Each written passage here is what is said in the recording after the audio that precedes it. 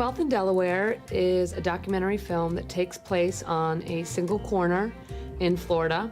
And on one side of the street is an abortion clinic, and on the other side of the street is a pro-life pregnancy clinic. The film really captures the moment of decision of a woman who's deciding whether to have an abortion or to continue with her pregnancy, and the forces on either side of the street that are exerting influence over that decision. Walking into an abortion clinic, they want to sell you an abortion.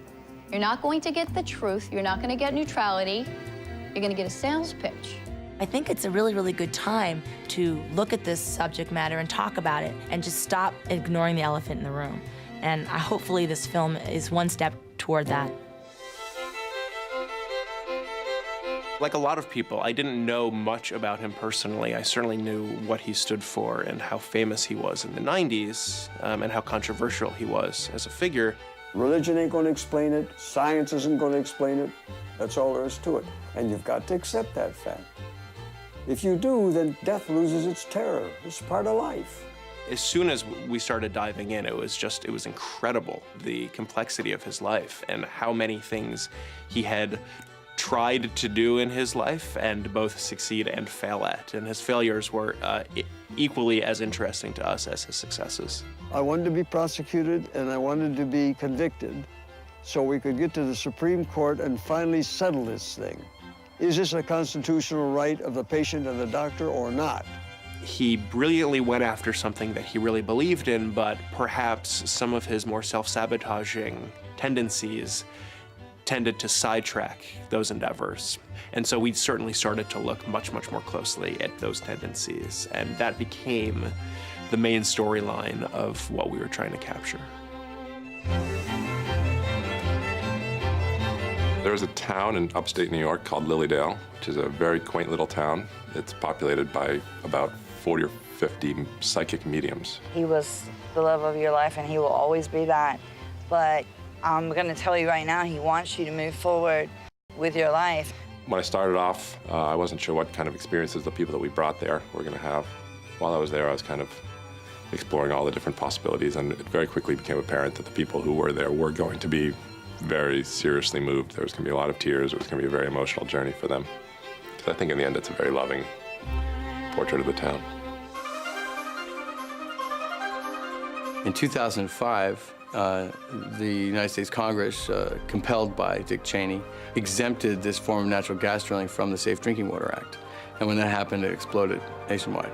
And these huge drilling fields opened up in what they call unconventional drilling. We're supposed to be living in Colorado. It's supposed to be such a green state. But yet we can't even get clean water out here. It was easy to go from state to state to state to state and hear the stories and hear people's issues. And everywhere I went was the same problems. Water contamination, air pollution, people getting sick, flammable water, chemicals in the water. This process was creating havoc on the landscape and on people's lives. Whoa, Jesus Christ. And I think that it's an opportunity for the people in the movie to talk directly to, hopefully millions of people and tell them what they're going through. I think that this film asks questions, and there's got to be a solution to these problems. If natural gas is not the answer, what's the answer? Most people knew Ron Galella as a villain, as this despicable person. That's the way he was portrayed. He will do anything necessary to get that shot. Ron had his own tactics, and he lived by his own rules. And he had patience, and he was a very good photographer. She was having dinner in a restaurant, jumped out from behind a coat rack. The 3+ million pictures that he took, some of them the most beautiful pictures of Elizabeth Taylor, Jacqueline Onassis Kennedy, just these incredible pictures. He thinks that it's heroic what he's doing 50 years from now. We'll see. I'm Latino. I grew up with salsa in my house playing a lot. And the dancing that we always were accustomed to is very different than the kind of salsa that is danced in New York. And I started realizing what was happening, that there is this entirely different school of salsa that has different traditions, different rules.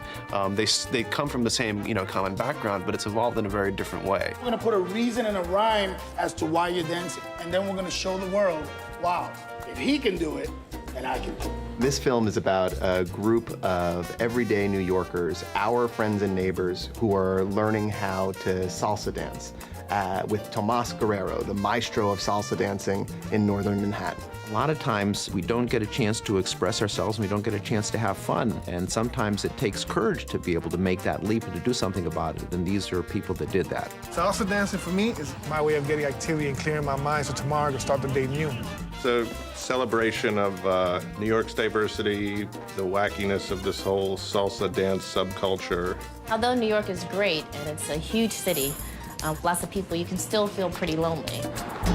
But there's salsa. There is something about the salsa spirit, especially in the summertime, that just beats through the heart of New York. And people think of our city sometimes as gray, drab, hurried, maybe devoted to business.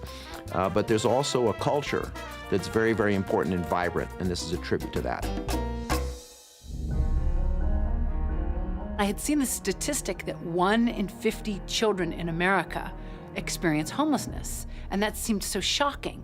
I thought that it would be interesting to show that there's another side of homeless and another side of Orange County, this place that's known for being really sexy and rich when really it's also very poor. What is home to you? Home? I don't really know what that means. There's this impression that people that don't have enough money are just taking from the government. These were the people who are going to work every day, working overtime to try and get an apartment for their kids to live and still not getting by. You don't make enough to have an apartment? Not yet. I can't afford it right now. But you're working. Yeah, but I gotta go to a second job to make it. There are a lot of people in America that are living paycheck to paycheck. They're just a part of the working poor, and they never get on television. We don't see them in the OC.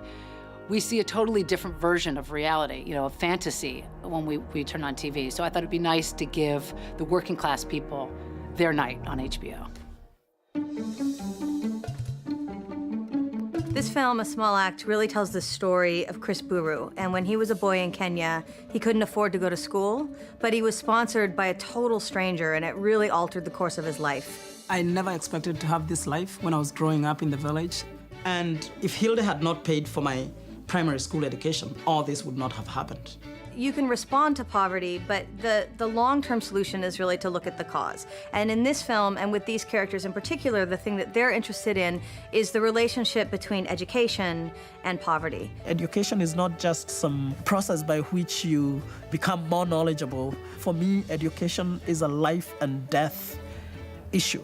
As a filmmaker, you never know where the story's gonna go. You can't control what people are gonna say. You can't control real life. So you're really just along for the ride, and that's sort of what I love about doing it.